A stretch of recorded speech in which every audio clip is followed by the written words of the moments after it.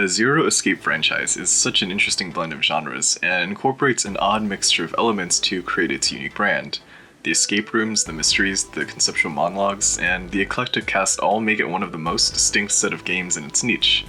But probably the most important component is in how the in-game games, the Nonary Games and the Decision Game, themselves are designed. Each of these games presents a unique set of rules, and while at first that may seem like interesting window dressing for everything else, it's actually critical in supporting the goals of each franchise entry. Now, if you couldn't tell by the length of this video, there's a surprising amount to talk about, and even then, we're just doing an overview. But each game is separated into sections and subsections that are relatively self-contained. So if you've only played some but not all the games, you can still watch those sections and ignore the ones you haven't gotten to, as each game's spoilers will only be in their own segment and at the very end. Of course, I still recommend you play the games first because they're all well worth playing, but the focus here is much more on analyzing the game's systems instead of explaining the stories. First, we need to define what we mean by game systems. To start, a system can be defined as a set of things working together as parts of a mechanism, or a set of principles or procedures according to which something is done. So, something like the way a business is run, or how different species in a biosphere interact, can be seen through the lens of an overarching system. Games can be looked at this way as well, and in fact games are probably one of the easiest to examine this way. Everything in games must be set up by rules and definitions. Take tic-tac-toe as an example. It's one of the simplest games, and the underlying mechanisms are easy to see. You have a 3x3 grid, which two players can mark with their respective signs. Each player takes turns marking their sign in an available space, and when a player gets 3 of their signs lined up in a row, they win. But of course, you can also break down complicated games this way too. Shooters, role-playing games, even simulations, all adhere to a strictly defined system, and once you start to look for that, it's easy to pick games apart. Likewise, even though the Zero Escape games are classified as visual novels, a niche of games that are closer to interactive fiction than what we typically define as games, the franchise stands out in particular for implementing deeper and richer systems than most other visual novels. And I'm not talking about the puzzle rooms in them, but rather the games within the narrative of the franchise itself. Specifically, the second Nonary game in 9 Hours, 9 Persons, 9 Doors, the Ambidex Nonary game in Virtue's Last Reward, and the Decision game in Zero Time Dilemma. Although we interact with them in a less direct manner than we may interact with, say, the combat system of an action game, the characters in the Zero Escape franchise directly interact with the games they're trapped in, and we then interact with these players.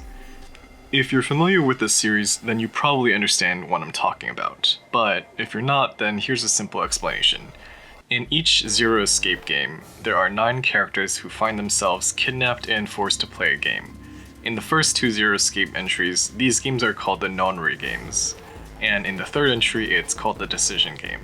So you could say that the characters in the franchise are playing games themselves, and we are a player on a level above who can interact with both these player-character hybrids and the games they play.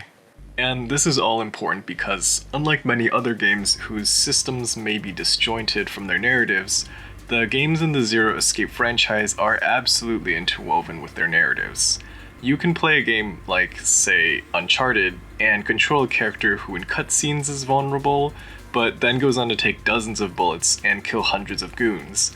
And that's because the gameplay systems funnel directly into us as players rather than the game narrative. But because the narrative of the Zero Escape franchise directly addresses the game systems they set up, it's no longer possible to separate them. So then, why look at the game systems of this franchise? Well, it's because of how tightly bonded the game systems and the narratives are that we can examine how the game systems come to inform and support the narratives. And because the franchise has changed over time, we can also look at how the game systems within change to fit the new narrative goals.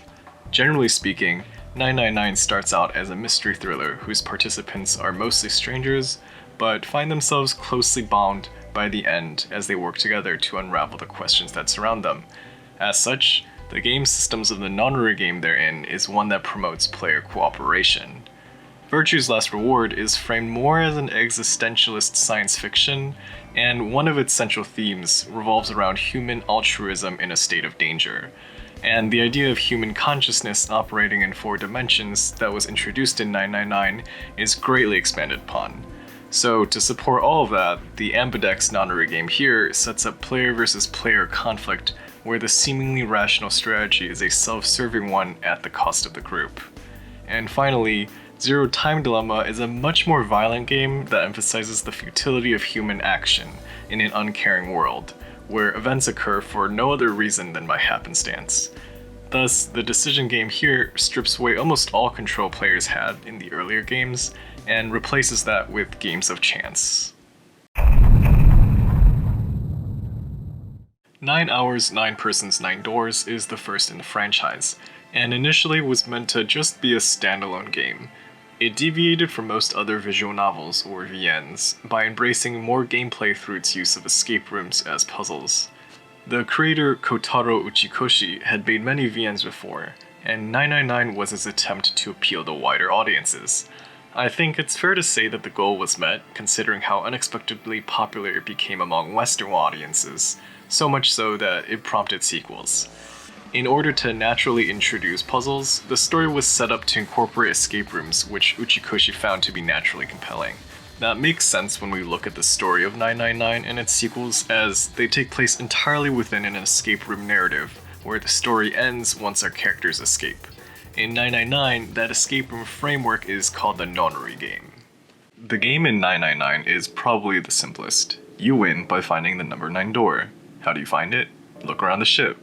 There ends up being 8 other doors that do help lead you to the 9 door, and to get through a door, you need a combination of 3 to 5 players, whose bracelets all result in a digital root that matches the respective door number, and...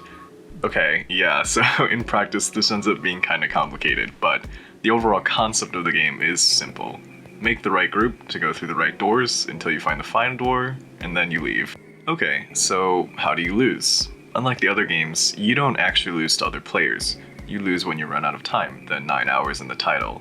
So the state of winning or losing isn't really tied to individual players, but to the game itself. The easiest way to explain this is to look at the escape rooms themselves. They're a pretty good representation of 999's Nonary game as a whole.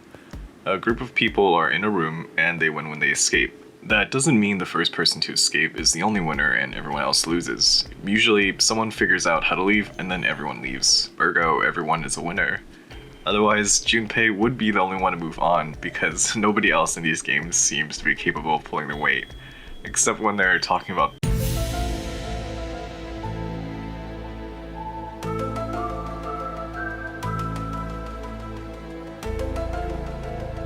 So, as you can see, it doesn't really matter how the Nonary game is won or who figures out how to win it.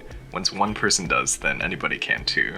Now, this is complicated by the fact that only the limited range of players can go through these numbered doors, but we can look at that design choice as a deliberately cooperative one. No one is able to go through these doors by themselves. In order to open them, a minimum team of 3 is needed. This team is then stuck in a puzzle room and must figure out how to leave.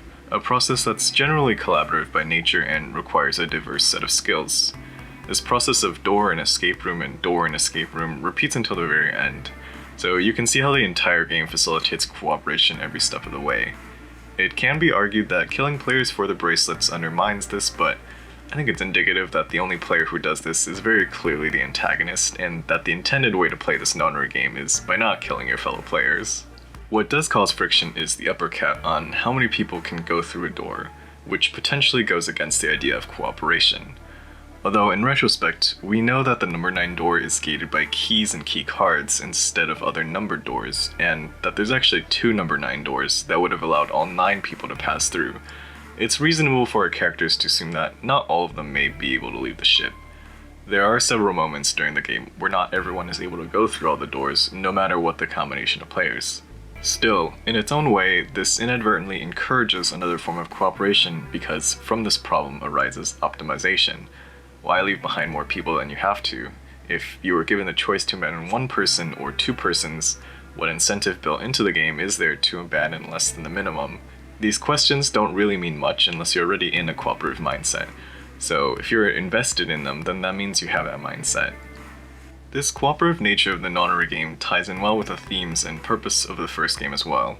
The intention behind this was never actually to cause harm to anyone outside of very specific targets, and everyone else was chosen because they have reason to be hostile against them. There's no reason to create inter-party conflict. In fact, it makes far more sense to create a bond between them so they unify against these targets. The game's whole purpose was to expose them, as well as recreate a feature that would ensure Connie's survival. So it probably wouldn't be good if any of the players had any reason to oppose this. And funnily enough, despite how eerie much of the game is, the overall spirit of 999 is ultimately a hopeful, promising one, where our characters go through thick and thin over the course of the game and open the door not to what we thought would be a dark and lonely sea, but to a bright open sky. Junpei is a good reflection of this, a typical blank slate protagonist who starts off with no real distinguishing characteristics and little ambition towards his future, but through it all finds his inner voice and develops an impassioned sense of self. The cooperative nature of the game he went through is imperative to this, and you couldn't really have the same sense of optimism if every player was constantly pitted against one another. This choice of game system is then part and parcel with the development of the narrative itself, and a really good example of how effective weaving the two together can be.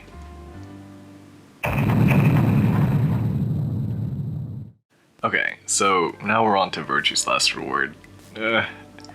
I'm not groaning because it's bad or anything. Actually, I think the game systems within VLR are brilliant and complex. I'm groaning because there's just so much to consider.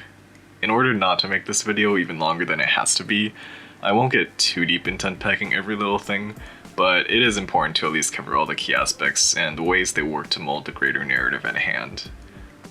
Virtue's Last Reward is a continuation of 999 and marks a radical shift from its predecessor.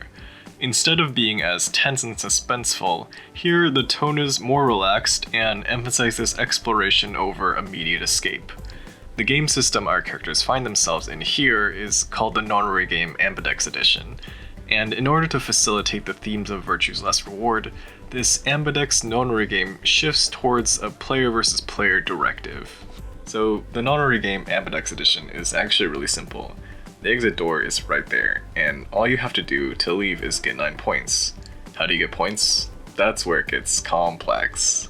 Points are gained through playing a subgame within this Nonary game, the AB game. The AB game is played multiple times until someone reaches at least 9 points. Then they can choose to dip out if they want to, but they don't have to. Winning the Nonary game is then somewhat flexible, as you don't necessarily win when you reach 9 points, and you don't necessarily lose when someone else reaches 9 points. Remember, points don't mean you win, they just allow you to win. You win when you both have 9 points, and leave through the big 9 door, which can only be opened by someone who has at least 9 points. And once the door is opened, it quickly closes and can't ever be opened again. So if you're a total dick, you can just bounce right when you hit 9 points, but who would do that? You fucking bitch! This is kind of similar to the Nonary game in 999. There's a big door you need to go through, and multiple people can go through it. In this case, as long as they have 9 points. I mean, you don't have to have 9 points, but then you die. I guess that's a win to some. So we've established the Nonary game itself, but what is the AB game? Like Fi explains, it's essentially a reskin Prisoner's Dilemma, where you can vote to ally or betray your current partner. You vote in specific booths, but if for some reason you don't vote, you automatically default to ally. Except there has to be at least one person voting between the opponents, or else those people die. This makes sense if you think about it for reasons that aren't pertinent here, but is another layer of complexity to the whole 7-layer enchilada that is VLR's game system. Like the Prisoner's Dilemma, the results of the AB game are asymmetrical. Depending on the votes, someone could end up losing 2 points all the way up to gaining 3 points. Everyone starts off at 3 points, so a minimum 2 rounds of the AB game must be played before someone can win the Nonary game. Because of this asymmetry, there's not a direct state of winning or losing when it comes to the AB game. Rather, it's a gradient of results that affects your progress towards winning in the overarching Nonary game. But you can essentially think of gaining points as winning and losing points as losing. Like the Prisoner's Dilemma, the results of the AB game are asymmetrical. Depending on the votes, someone could end up losing 2 points all the way up to gaining 3 points. Everyone starts off at 3 points, so a minimum 2 rounds of the AB game must be played before someone can win the Nonary game. Because of this asymmetry, there's not a direct state of winning or losing when it comes to the AB game. Rather, it's a gradient of results that affects your progress towards winning in the overarching Nonary game, but you can essentially think of gaining points as winning and losing points as losing. So, what does this all mean? Unlike the Nonary game in 999, there are multiple moments of winning and losing within layers of VLR's Nonary game. And crucially, because players are pitted against each other, they win and lose against each other. That is the biggest difference between the dynamics of the first two Zero Escape games, and it's because this conflict is built into VLR's Nonary game. Say you want to win the fastest. How do you do it? Well, the only option is to betray, but by betraying others, you win when they lose. Your state of winning becomes tied to their state of losing, and thus your success is built off the failure of others. But what about allying? If you can look at the chart, both parties can still gain almost as many points if they both ally, and so they can both win too, right? Kind of. This is where the prisoner's dilemma analogy, as convenient as it is, breaks a bit down. That dilemma resolves when each party makes their choice. Both sides make their choice, then the results are revealed, and everything's over. They get their respective prison sentences, and everyone moves on. But in Virtue's Last Reward, there's still more to the game even after. Yeah, it would be really great if you and your partner both allied with each other, but you're still gaining points at a lower rate than someone who's betraying. If someone else reaches 9 points before you do, it doesn't really matter how close you are or how often you were able to double ally with someone else. You're still just as screwed as everyone else is if that person with 9 points decides to leave. So point efficiency then comes into play, as the person who's able to maximize their points per round is the one who's able to guarantee they win. And the most efficient way can only be done through betraying. Again, players don't have to immediately leave when they hit 9 points, but is that a chance you're willing to take? Unlike 999's Nonary game, cooperation is impossible to enforce within VLR's Nonary game. Okay, so let's talk metagame. If you're not familiar with the term, it's essentially anything factored into a game that's outside the actual rules of the game. That's a little vague, so let me give an example. Remember playing dodgeball in 5th grade? That's the game. Now, do you remember not getting picked for dodgeball because you were the fat kid? That's the metagame. Metagame is something that's not really important when it comes to single-player games, but absolutely essential when it comes to multiplayer ones. That's because when you play with other people, the metagame becomes the game. Eventually, players will become familiar enough with the game itself that the game is no longer as engaging. What's keeping the game interesting are the interactions happening in the metagame. Let's just use the AB game as an example. On paper, it's pretty boring. You pick one of two options, and points are adjusted depending on what your opponent picked. There are only 4 possible outcomes, and it's literally over after 2 button presses. What makes it so interesting yet nerve-wracking is not the game itself, but in anticipating what your opponent will pick, given what you know about your opponent. Clover was in the last game, and she was on my side there, so I should probably ally with her. Dio looks like he came out of a Hanna-Barbera cartoon, so of course he's gonna betray me, so I should betray him anyways. I'll ally with Luna because she's a generic anime waifu who could never betray me. Or could she? None of these things have anything to do with the actual AB game itself. They're all considerations being made because of information outside of the game, yet still influence it regardless. Characters don't trust other characters who betrayed them before and will outright refuse to partner up with them again in the future. They'll betray those who can't vote or are literally dead, even if they wouldn't have otherwise. You can even see people justifying the betrayal in order to stop others from reaching 9 points first and potentially abandoning everyone else. Hell, you as a little player have the most powerful metagame tool available because you can jump back in time and change your own vote, and that's exactly what the game relies on in order to deliver its main ideas. One last important element that Virtue's Last Reward wants us to consider is that of perspective. If you're a decent human being, like Luna, you probably think it's good when the group benefits. Even if it comes at a cost to you, depending on the cost, there's a good chance you'll favor being altruistic. So if you look at the AB game, what outcome results in the most amount of points for the group? It's when both players ally, and that's certainly by design. If we consider the 9 players as a group on one team, then if every cluster allies, then every cluster gets 6 points. And after every round, the 9 group as a whole gets 18 points. If every cluster is split between allying and betraying, then because there are pairs and there are solos, it's a little complicated, but essentially every cluster will either lose 1 point total or gain 4 points total. So after every round, the group in total either loses 3 points or gains up to 12 points. If every cluster betrays, then no one gets any points. No cluster gets any points, and the group as a total just gets no points. They make no progress towards escaping the Nonary game. From a group perspective, it's pretty clear that it's best to ally, as every other outcome provides fewer overall points given to the group. But like we said earlier, this approach will always lose out to someone who successfully betrays. So if you don't want to get locked inside of a PS1 IKEA for eternity, then what do? Like Dio, you also betray, as you'll personally gain more points, even though fewer overall points to the collective are given. This is the individualist perspective, and it's radically different from the first group perspective. If you just look at the results of your options, then from an individualist perspective, it's pretty clear which one is better. You will always win more points when you choose Betray, and you will always lose more points when you choose Ally. The range of points given if you choose Betray is so clearly better than the range of points given if you choose Ally that it might seem nonsensical to ever choose Ally. So what gives? How can we have two different methods of logic that still make sense?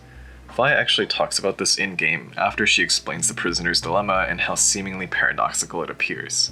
It's pretty clear that it's best for everyone to ally so more points are given to the overall group, but it's also pretty clear that the outcomes for Betray are always going to be higher than the ally counterparts, at least for the individual. This may all be confusing initially because we're grappling with two different best strategies, but in actuality it's just one best strategy for each different perspective. We can look at Tenmuji for in each third one. During certain timelines, his only goal is to get Quark out as soon as possible, even if it means Tenmuji won't be able to leave with his grandson. This completely changes things, as it could suddenly be logical to purposely lose points, so long as that results in maximizing Quarks. Priorities in game theory can shift at the slightest change of perspective, hence why it's the prisoner's dilemma and not the prisoner's problem, because it's not actually a solvable problem until we first know what our perspective, and thus our desired outcome, is. And all of this, by the way, is part of the larger metagame. See how complex it all ends up being? Looking at the big picture, we can see how entangled these things are.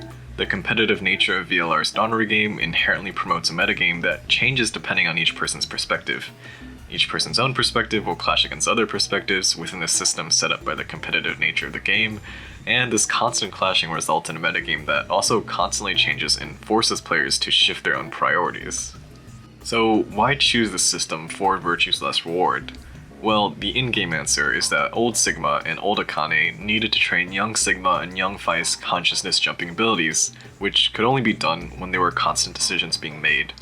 The multiple rounds of the AB game promote this as they make obvious moments to jump back to, which then cause player conflict. There certainly are points to jump back to in 999's flowchart, but there's not really many decisions to remake outside of choosing which door you want to go through. VLR's flowchart splits off way more often, and as such, the ability to jump between these splits is far more important. On a thematic level, this also makes sense. The themes of Virtue's Last Reward revolve around people working together towards a better future, and bringing these individuals together for the sake of humanity is pretty emblematic of humanity itself. Uchikoshi likes modeling the characters in these series after the Enneagram 9, so you can certainly view these 9 members as representative of the world at large, and see how the constant internal conflicts just serves to cause strife and tear them apart, while overcoming that results in the best path forward.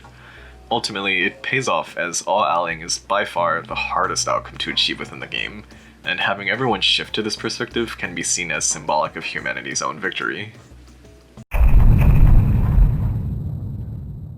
Wow, I think that's actually everything for Virtue's Last Reward. We can move on. What's next? Damn, Brat!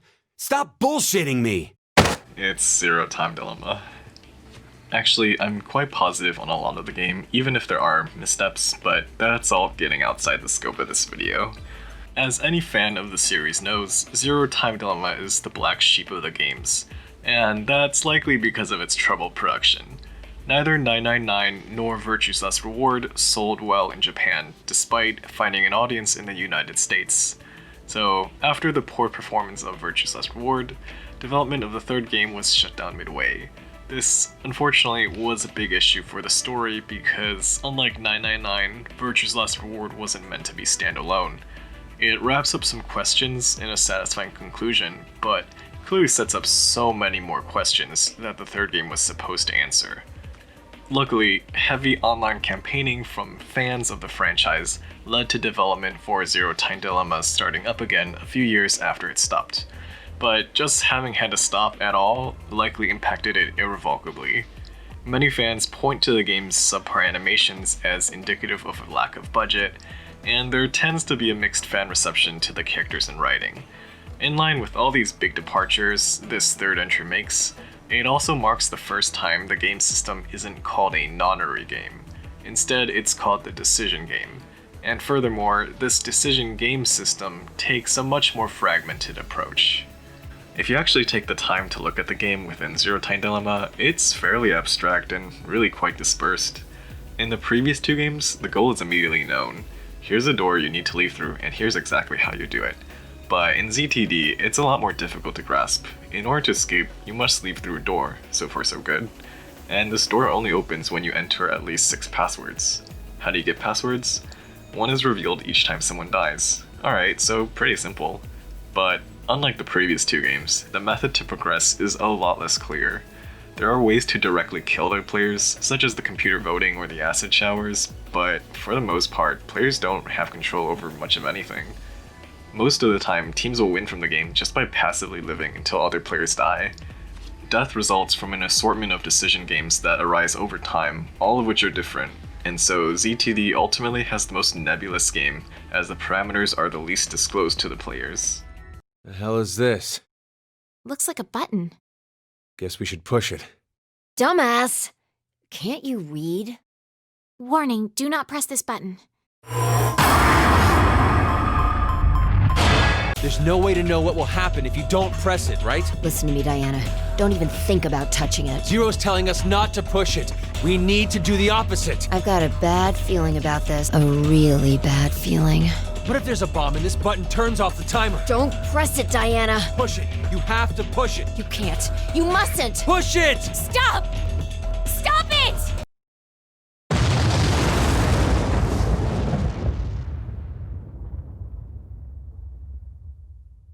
Just looking at the setup, we can see how incredibly estranged everything is.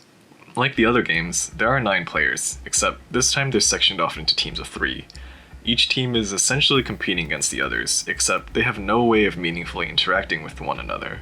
Of course, the voting and the showers is a way of interaction, but it's much more removed than, for example, the AB game in Virtue's Last Reward. Buttons are pressed and results are determined, but it's all without actually being able to directly engage with the competition.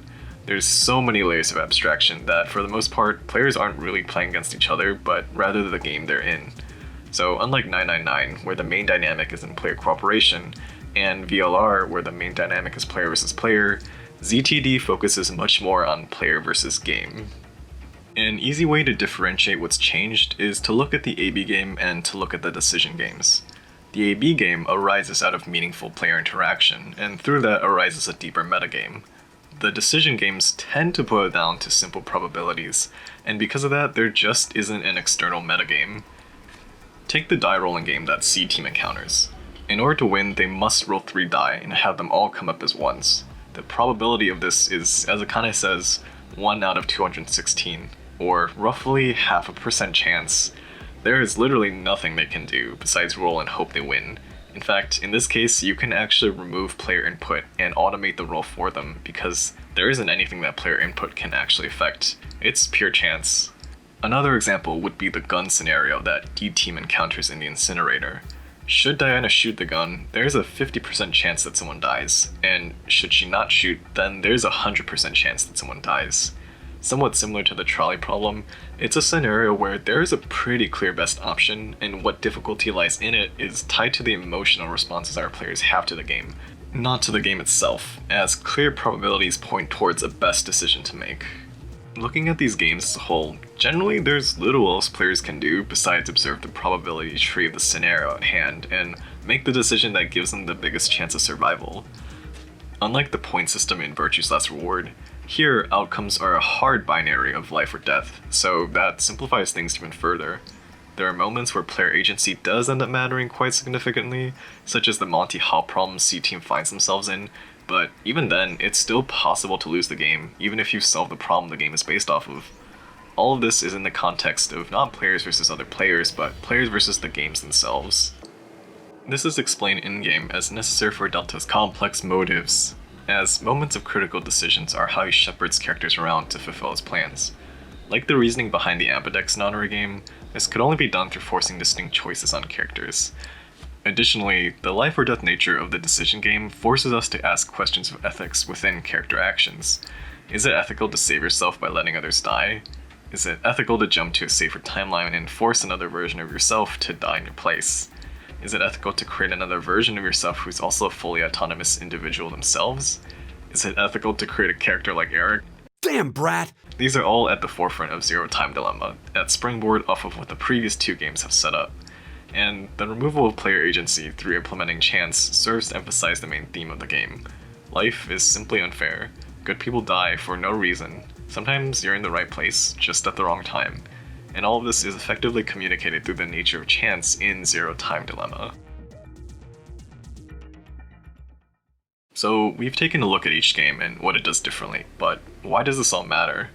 The important takeaway is that the underscoring mechanics of the game systems being presented is important to the larger thematic message at hand. 9 Hours, 9 Persons, 9 Doors is the game that ends on the most optimistic note, and rewards the characters working together to escape with a sense of closure in their lives. It's not that you can have constant inter-party conflict, but that doesn't really promote the game's tone. So it makes sense that the Nonary game in here has no incentivized conflict, and that character cooperation is necessary to progress. And what conflict does happen is more on an emotional level, not in the actual game itself. To that end, 999 comes across as having the greatest sense of group cohesion, a powerful camaraderie that promotes a strong intercast dynamic, and it's thanks to the narrative emphasis on players constantly working together. Virtue's Last Reward takes a much different direction. It asks us what's more important, our individual gain or the collective one. The former is easier than the latter, but is unsustainable in the long run, so the game systems in VLR have to present scenarios where selfishness is the seemingly logical decision and offers the greatest personal reward, and cooperation exposes us to unnecessary danger. This asymmetry is key because there isn't necessarily a right or wrong way to approach this dilemma, simply differing perspectives that then present to us differing problems. And in order to achieve the best overall outcome, everyone must purposely choose the non-logical decision, which is difficult and frustrating, but as such, feels so rewarding when it comes to a fruition. Many other games present a similar scenario where you can lead the story down a good route or the bad route, but often it's just as easy to be good, so there's no real sense of accomplishment when you manage to save everyone. Oh, looks like we've got a shy one here. Being a good person should be hard. Forgoing personal benefit for the sake of others should be a significant choice. Virtue's Last Reward understands this, and will hurt you for being altruistic. In fact, it sets up a scenario where you will always lose in the long run to someone who's only looking out for themselves. But eventually, with enough effort, you and everyone else will be able to succeed while still being selfless. Lastly, Zero Time Dilemma is the entry that emphasizes the cruelty of reality. Life is simply unfair, and the best way to demonstrate that firsthand is to apply that directly to the game. And so the games in ZTD are ultimately out of the characters' and the players' control. This system is in direct opposition to the one in Virtue's Last Reward, where nothing is left to chance as everything is determined by player interaction. In Zero Time Dilemma, you don't have that player interaction. In fact, you don't even see your opponents. So when you lose here, you don't feel like you lost to an opponent. You feel like you've lost to fate. You'll play games where you literally have no input over any aspect of the game, just guess the coin flip and pray you got it right. Even when you're able to pick an option that has a better probability of winning, you may still lose because that's just how chance works. This paints the universe as a harsh, uncaring, indifferent one, and emphasizes just how little control we have in it. This is very deliberate, and the game system is tailored to make you feel that despair. You can't put ZTD system into VLR story and vice versa, because the resulting product would be totally disjunct, and there would be dissonance between the game systems and game themes. You can then see how seemingly minor changes in the design of game systems can have massive ramifications on everything else, and that choosing a system that underscores the intended themes of a game is crucial to communicating those to your players. Each game in the Zero Escape trilogy aims to present a different idea and different atmosphere to us, and as such, the way the games play out must work in harmony to support these goals. It would feel really weird if the cast in 999 was split into teams of 3 that never saw each other during the game, but it still ends with the friendships it does now. Or if in Virtue's Last Reward, there was no AB game, so players couldn't blindly put their faith in others, and we come to restored faith in humanity at the end when our trust is met in kind. The franchise has a really strong sense of cohesion between the gameplay and the narrative, and that goes right down to the very design of the systems themselves.